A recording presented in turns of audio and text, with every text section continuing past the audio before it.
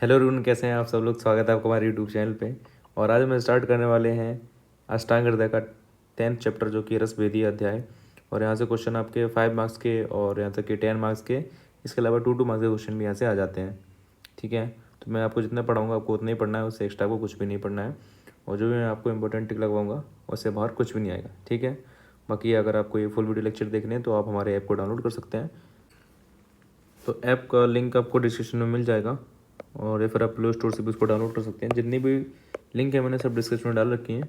BMS मीडिको नाम से आपको ऐप मिल जाएगा। ठीक है, और कुछ कूपन कोड भी है जहाँ पर आप उसको अप्लाई करके डिस्काउंट ले सकते हो। तो चलिए स्टार्ट करते हैं। सबसे पहले हमारी हेडिंग आती है मधुर रस आदि की उत्पत्ति। तो फर्स्ट आपसे ये क्वेश्चन आता है कि जो हमारे रस हैं, ठीक है, आपको पता है कि हमारे 6 रस पाए जाते हैं, मधुर, अम्ल, लवण, कटु, तिक्त और कषाय। तो यहाँ पर इनका पंच भौतिक संगठन पूछा जाता है। 5 मार्क्स में, 2 मार्क्स में आपके MCQ में आ सकता है, और काफ़ी ज़्यादा इंपॉर्टेंट है ये।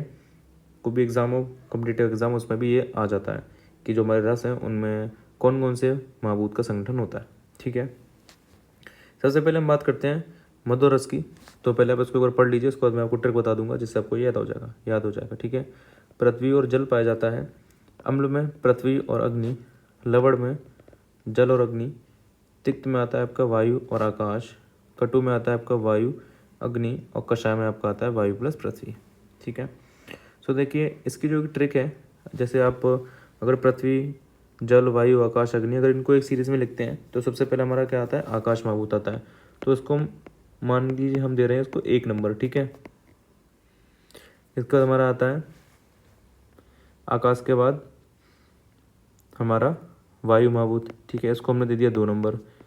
इसके बाद हमारा आता है अग्नि महाभूत, इसको हमने 3 नंबर दे दिया। इसके बाद हमारा जल महाभूत, इसको हमने 4 नंबर दे दिया। और इसके बाद हमारा पृथ्वी महाभूत, इसको हमने 5 नंबर दे दिया। ठीक है, सबसे पहले हमारा आता है मधुर रस, जिसमें हमारा पृथ्वी और जल है।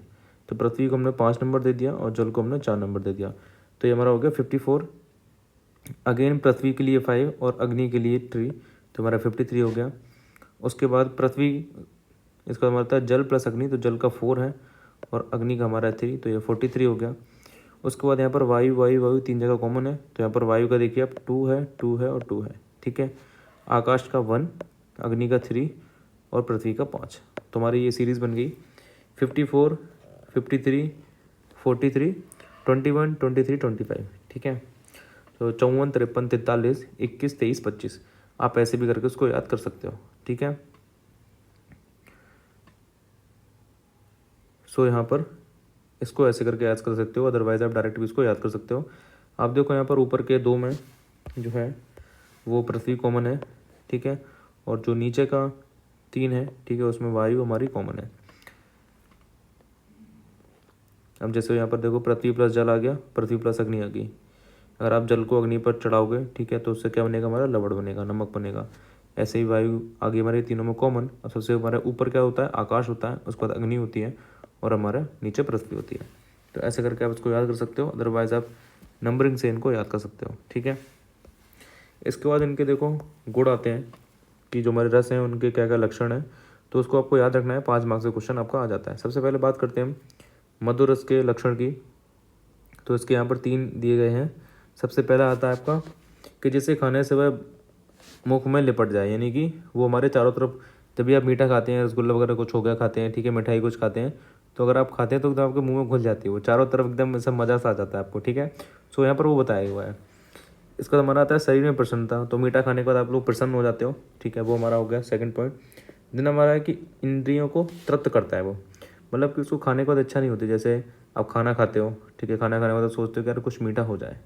ठीक है, तो कुछ मीठा हो जाए, मतलब डेयरी मिल्क नहीं, आप कुछ भी खा सकते हो मीठे में, भले ही आप चीनी भी खाओ, तब भी वो आपको अच्छा लगता है खाने में। ठीक है, इसके बाद हमारा आता है नंबर 4 पॉइंट, पिपलिका आदि को प्रिय होता है। पिपलिका मीन्स यहाँ पर चींटी का मतलब होता है पिपलिका। तो चींटी को आपने देखा होगा कि जहाँ पर भी मतलब कहीं भी मिठाई वगैरह रखी होती है, चीनी वगैरह होती है, तो उसमें चींटियाँ लग जाती हैं। क्यों लग जाती हैं? क्योंकि उनको मीठा पसंद होता है, जैसे आपको मीठा पसंद है, ठीक है, पर आप चींटी नहीं हो। इसके बाद हमारा आता है नंबर 2 अम्लरस के लक्षण। तो अम्लरस, अब देखो बहुत सारे लोग होते हैं उनको खट्टा खाने का पसंद, खट्टा खाते हैं, जैसे आपके गोलगप्पे हो गए, जब आप ठेले वगैरह आप जाते हैं तो बोलते हैं भैया थोड़ा सा और खट्टा करिए, थोड़ा सा और मिर्ची लगाइए। तो उनके सबके यहाँ पर लक्षण आपको देखने को मिलेंगे। और बहुत सारे लोग हैं जो गाँव वगैरह में रहते हैं तो कच्ची कैरी खाते हैं, ठीक है। तो आप ये सब चीज़ें महसूस कर सकते हैं, ठीक है। तो अम्ल के क्या हमारे लक्षण होते हैं, ये मुख में स्राव निकालता है, मीन्स सलाइवेशन करता है, ठीक है। रोमांच यानी कि रोम को उत्तेजित करता है, आपके जो बॉडी की लोम है उनमें एक्साइटमेंट लाता है। इसके अलावा दंत हर्ष नेत्र और भौं को संकुचित करता है, मतलब कि आड़े टेढ़े मुँह आप बनाओगे जब आप कुछ खट्टा खाओगे ज़्यादा, ठीक है। इसका हमारा आता है लवण रस के लक्षण। अब यहाँ पर नमक के बताए गए हैं। नमक के लक्षण है हमारे सलाइवेशन, ठीक है, कपोल यानी कि टेम्पोरल रीजन, और गले में थ्रोट, मीन्स यहाँ पर गले में दहा होती है अगर आप लवण रस को खाते हो। तो यहाँ पर देखो सभी में क्या है कि जितने भी रस हमारे हैं उनको आपको लिमिट में खाना है, और कुछ कुछ रस हैं जिनको खाने से, मतलब ऑलमोस्ट सभी रस हैं जिनके अधिक खाने से बहुत सारी दिक्कतें आ सकती हैं, तो वो मांगे पड़ेंगे अधिकता से क्या क्या इनके लक्षण होते हैं, उत्पन्न रोग होते हैं, ठीक है। इसके बाद हमारा आता है तिक्त रस के लक्षण, यानी कि तीखा, ठीक है। तो मिर्ची वगैरह हो गई। तो यहाँ पर क्या है, ये मुख को आग से यानी कि स्वच्छ करता है। तभी जो लोग हैं ना बोलते हैं पुराने लोग कि मिर्ची खाया करो मत, तुम्हारा मुंह साफ हो जाएगा, बदबू नहीं आएगी। तो क्या बोलते हैं कि उसको आग से बोलते हैं, मीन्स जो हमारा मुख है वो, सॉरी, मुख को आग से बोलते हैं और स्वच्छ को बिसत बोलते हैं। तो हमारे मुख को साफ करता है, साफ साफ को ये याद रखना है। जीवा के रस ग्रहण की शक्ति को नष्ट कर देता है, मतलब कि बहुत सारा क्या होता है, किसी ने हरी मिर्च वगैरह खाई हो, किसी ने लाल मिर्च वगैरह खाई होती है, कभी कभी आपके खाने वगैरह में आ जाती है। तो जैसे आप उसको खाते हो ना तो खूब सारा पानी पीते हो, पर फिर भी क्या है ना कि थोड़ी देर तक ऐसा लगता है कि यार बहुत तेज मिर्च लग रही है, ठीक है। तो क्या होता है कि वो जीवा के रस को ग्रहण करने की शक्ति को ही नष्ट कर देता है। तो हमारा तिक्त रस के लक्षण हो गए। उसके बाद कटु रस के लक्षण हमारे क्या हैं, मुख में चिमचिमाहट के साथ जीवा के अग्रभाग को उत्तेजित करता है। तो चिमचिमाहट कुछ नहीं आपको रखना है, बस इतना याद रखना है आपको, जीवा के अग्रभाग को हमारा उत्तेजित करता है, ठीक है। इसके अलावा नेत्र, नासिका और मुख से स्राव निकलता है।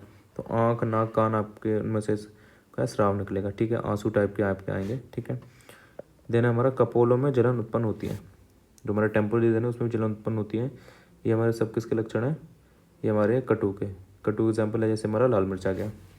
कषाय की बात करी जाए तो ये जीवा को जड़ बनाता है और कंठ तथा स्रोतों को बंद करता है।